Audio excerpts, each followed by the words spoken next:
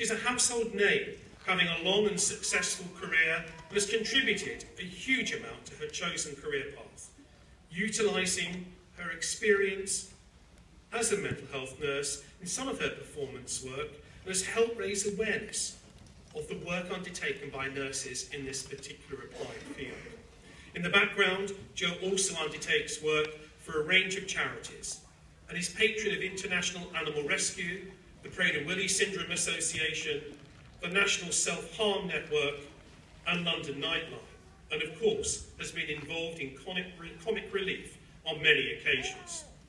Jo has impacted on many lives, and not only through her work within the NHS, but by bringing joy and laughter into people's lives through her comedy and the much needed support through her commitment to her charities that she works with. For these reasons, we're delighted she is going to be offered an honorary award today. Vice-Chancellor, I present to you Jo Brand, who is to receive an honorary doctorate of the university. On behalf of the Council and Senate of Buckinghamshire University, I'm delighted to confer an honorary doctorate of the university on Jo Brand.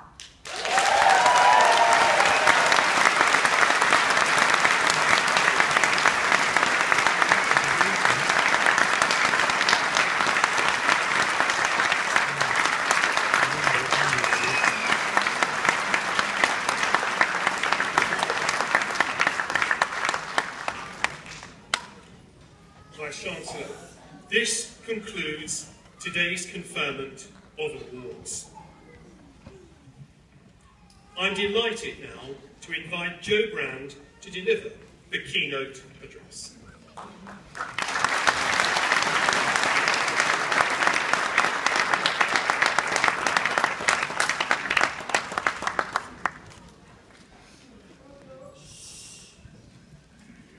Yeah, thanks for it. You can heckle me if you want. Go on, Jo. Not the worst one I've ever had to deal with, but thanks for trying. Hello, everyone. I am Jo Brand. The keynote address seems a bit grand for what I'm going to say to you, but I'm absolutely delighted to be here today at this combination of a degree award ceremony, Britain's Got Talent, walking-wise, and sort of CBeebies convention as well. It's been absolutely marvellous. The atmosphere is brilliant, and it's so nice. I've been to some degree ceremonies, which, to be honest, are a bit kind of toffee-nosed, where everyone's a bit posh, and I'm so pleased to see people pleased for people. Well done.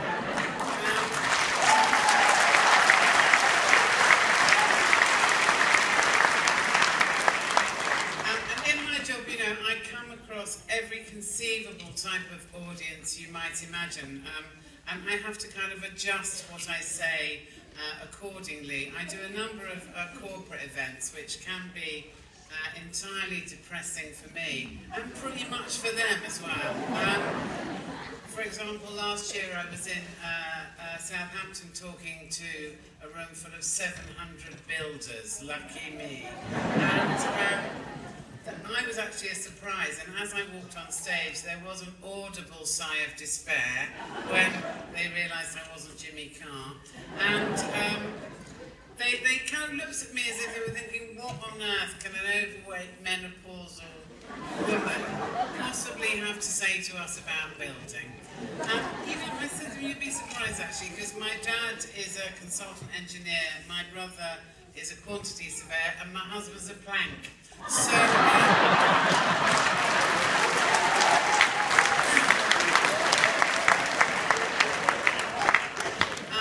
do feel to a great extent, you know, my nursing experience has informed my comedy and the way that I go about it.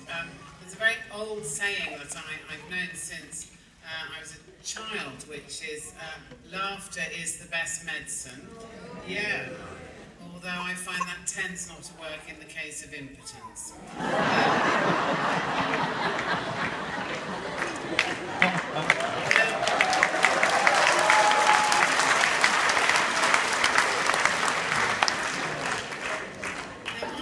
wasn't necessarily always wanting to be a comedian. It was a dream dream that I had, and I would just say to everybody, if you have a dream, just go for it. If it fails, but at least you've gone for it. You've tried.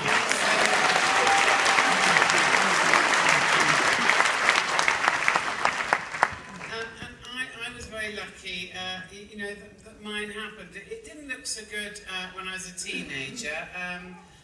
My father suffered from depression all throughout my childhood and teenage years, leading to us kind of going head to head for about 5 years when I was a teenager, and I was actually thrown out of home when I was 16. I was very lucky I was able to continue my A-levels, it was at the time, at school whilst working 4 days a week. Consequently, I didn't do terribly well in them. I got 2 Ds and an E, so So I went back to college to improve them, and I got 3 E's. Yes!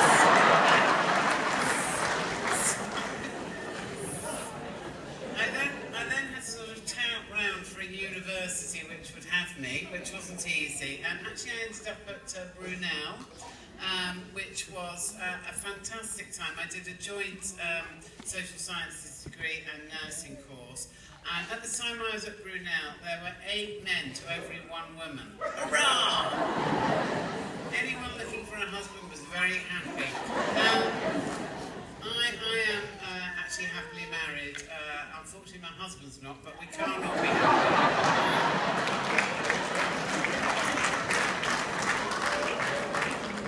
So I did my degree and my nurse training, and I have to say to you actually, when I did it, which was, I know I don't look old enough, but it was in the 1970s. Yes, I know I only look 35, but I'm older. It was quite interesting because we were degree nurses, and I think that was the first time that they'd ever done that in mental health. Listen to this, right? We were felt too intelligent to have to do a general nurse placement. I know, ridiculous, for 3 months. So we didn't do it. We just injected oranges in the school of nursing. And as you can imagine, that education wasn't particularly brilliant, and consequently, if anything physical ever came up in my nursing life, I just was a bit hopeless at it. So I'm going to make a confession. I was particularly useless at doing blood pressures, right? And because in those days you didn't have anything electronic, we just had a sphygmomanometer, and you had to inflate the cuff and all that sort of thing, and a stethoscope. And I could never hear the 2 different noises, so, because I was too busy talking, probably. So I'm ashamed to tell you that I just used to make them up.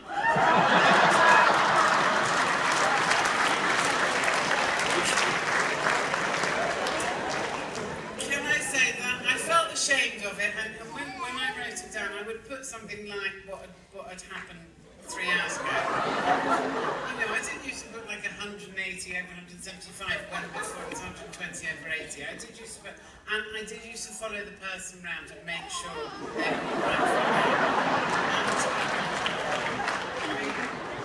I also learned how to do it while I was actually a trained nurse. So, you know, I didn't do it for too long. So I'd like to apologise to all. I'm very sorry about that. And also, I actually worked in a 24-hour walk-in emergency clinic in South East London, which, as you can imagine, was quite exciting. There was a lot going on there. We covered the whole of South East London for police section 136s, who were people brought in off the street. So on occasion, it was a very difficult and dangerous job. When I was training, I got more of a kind of broad education, and I think if you work in psychiatry, it's unlike general nurses. People don't acknowledge quite so often whether you've made a contribution to their lives. For example, as a student one day, I was attending at a lumbar puncture, and it was the middle of August. It was a boiling hot day, and the doctor was a junior doctor who was very inexperienced. The woman who was having the lumbar puncture was laid on a bed in the fetal position, and not to put too fine a point on it, he had 8 goes at it. Yeah, I know, absolutely hideous. This poor woman was in agony, and he said to me, I'm just going to have one more go, and her face, oh God, please don't do this to me. And as he bent down to do it, it was so hot, I fainted on top of him. And, knocked him to the floor, and the patient sat up and went, oh, thank you, nurse, thank you. I feel that I made a contribution.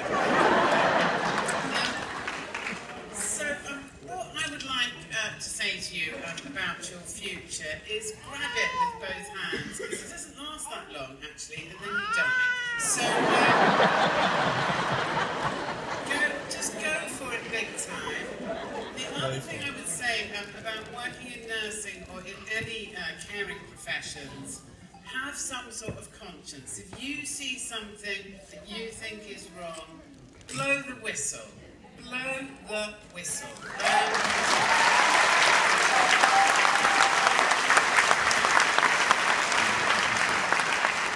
think too many times whistleblowers are seen as somehow deviant, which I think is absolutely bizarre, because given, I wasn't going to be political, but anyway, there's an awful lot of cuts going on in the health service. Inevitably, care will suffer, standards may drop. If you feel standards have dropped and you need to say something about it to someone, please do that, because it's people's lives that we're talking about.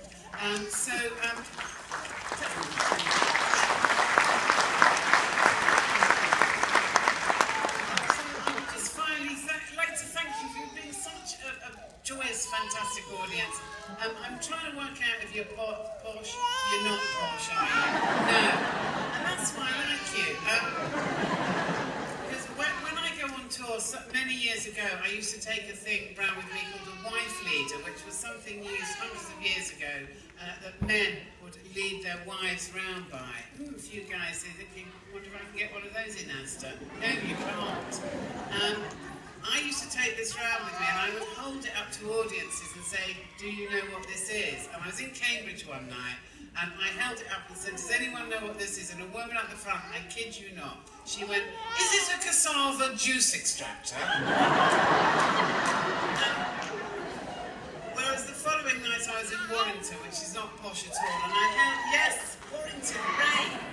Held it up and said, does anyone know what this is? And a bloke at the back went, fat bird with a stick. So, have a brilliant day, you deserve it.